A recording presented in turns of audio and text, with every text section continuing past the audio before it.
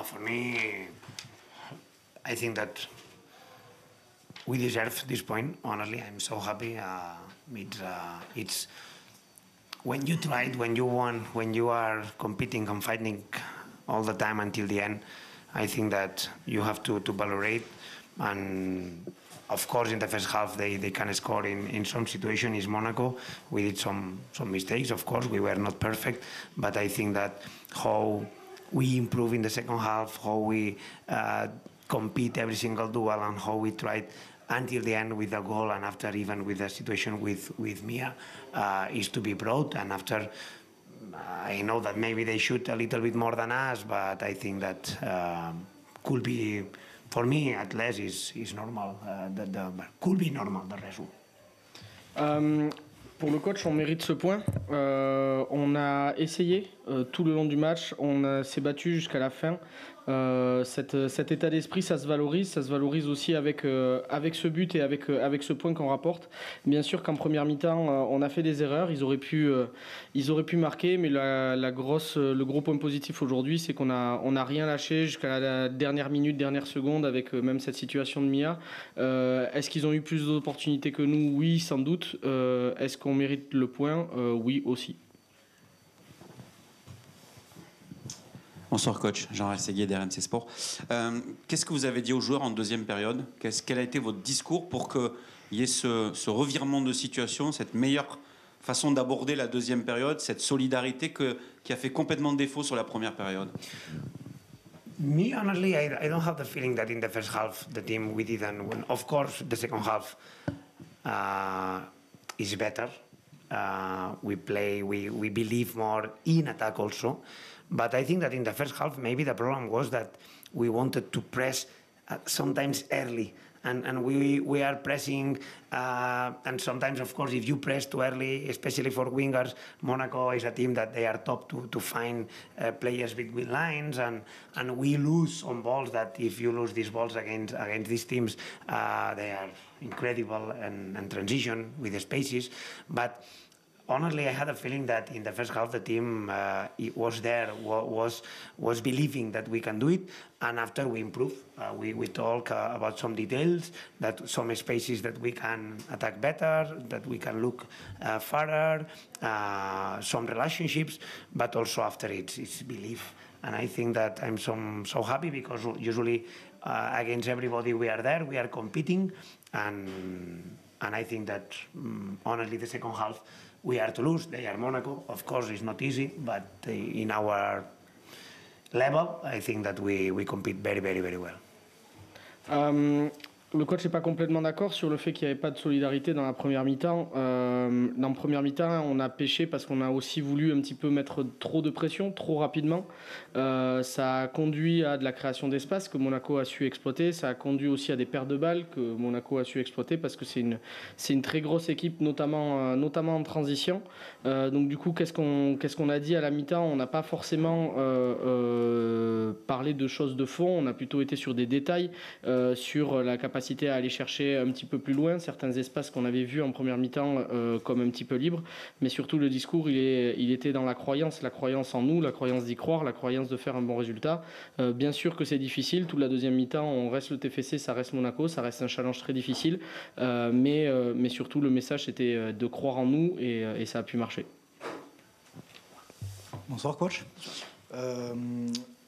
Aux deux grosses occasions, notamment avec ce but et la dernière parade du gardien, interviennent dans les 5 dernières minutes dans le temps additionnel. Comment vous expliquez que pendant 85-87 minutes, vous n'ayez pas réussi à vous créer une aussi grosse occasion ou vraiment de situation réelle de but? Because we play against Monaco. They are sometimes I have a feeling that we need to remind against who play.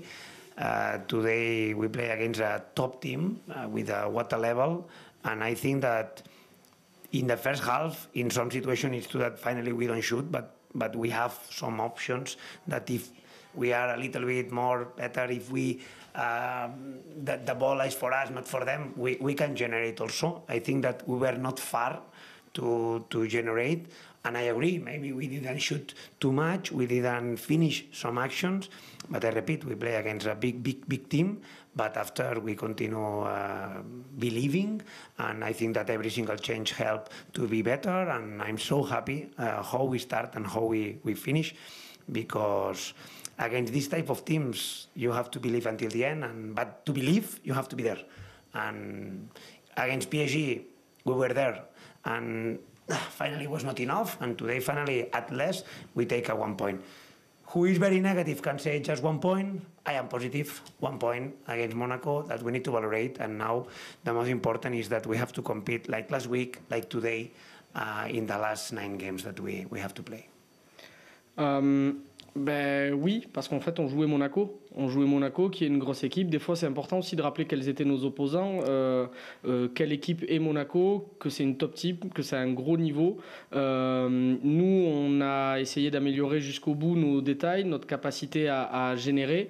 Mais par contre, si on a été aussi capable d'égaliser à la dernière minute, c'est qu'on n'en avait pas pris plus avant, qu'on a été capable de continuer à rester dans le match tout au long. Alors oui, on a peut-être eu moins d'occasions franches que sur les derniers matchs. On a eu moins de positions de shoot, où on a été moins en position de terminer, mais en tout cas on avait tout le travail avant. Le coach voit plein d'occasions qui ne sont pas transformées en occasions, mais qui étaient des actions générées par notre jeu, et surtout en fait de continuer à y croire. Ça a été aussi le discours que le coach a pu donner à tous les changements, tous les joueurs qui sont rentrés en jeu, d'apporter cette croyance en nous, et pour continuer à y croire à ce moment-là, notamment à la 95e minute, mais il ne faut pas être largué dans le match, et c'est ce qu'on a réussi à faire dans les 90 premières minutes, où effectivement quelqu'un qui peut être plutôt négatif voit qu'on n'a qu'un point avec le verre à moitié vide, et nous on se dit qu'on est positif et qu'on a un point et que c'est très bien comme ça. Ce but, c'est... bonjour, pardon. C'est Franck qui le marque, 3e but en 3 matchs. Comment, toi, tu l'as vécu, ce but à la fin du match? Et aussi, quelle est ta relation avec Franck? Parce qu'il nous a dit qu'il avait remercié tout le groupe, mais toi aussi pour la confiance accordée, et qui explique sa bonne forme du moment. It's football life. It's incredible. So when I watch now the goal, this calm that Frank had, no, to say in another moment, maybe 2 weeks or 3 weeks ago, in this moment Frank, without confidence, can shoot in the first moment. And finally, now, this is a Frank. This is Frank. Honestly, we know. We are every day with him. And he's an incredible player, incredible guy. Now, with confidence, he's able to stop the ball there, to calm, to have 1 second, and after a shoot like that. It's football, it's confidence, but all the group knows that Frank is very, very important for us. He's scoring now, but for me also we need to valorate how he ran. Was the first defender. The game that today Frank played is incredible in all the situation, in defense, in transitions, in all. And after a score, very good. So happy for him.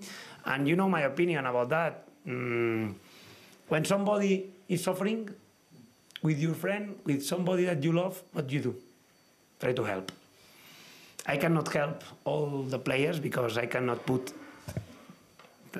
20 players every single day. But when somebody is suffering, just we need to help. Because if the talent is there, just is wait a little bit the moment. Oui, mais c'est la vie du foot. Effectivement, ce but que nous met Franck, avec le calme qu'il a réussi à nous montrer dans ce moment-là, peut-être qu'en fait, sans la confiance, il y a quelques semaines, il prend le ballon en première intention, il tente le tir, et on n'a pas ce but-là. Aujourd'hui, nous, on le sait depuis le début de saison, c'est un mec incroyable dans le groupe, c'est un mec incroyable dans sa manière de s'engager tous les jours à l'entraînement, et avec la confiance qu'il a pu aussi construire ces dernières semaines, ça nous donne ce but-là où il arrive à rester très calme, à ne pas prendre la première intention, à revenir et à marquer en deuxième intention. Tout le groupe a conscience de la phase par laquelle est passer Franck. Tout le groupe a conscience de ce que Franck apporte.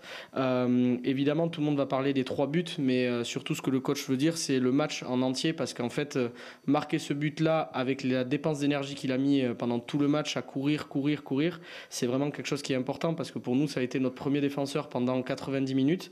Il court tout le temps et malgré tout, il arrive à avoir la lucidité au dernier moment de faire ce geste-là sur ce but. Donc après, pour répondre à la question, qu'est-ce qu'on fait quand on voit quelqu'un qui souffre, parce qu'on a bien vu que c'était le cas de Franck sur la première moitié de saison.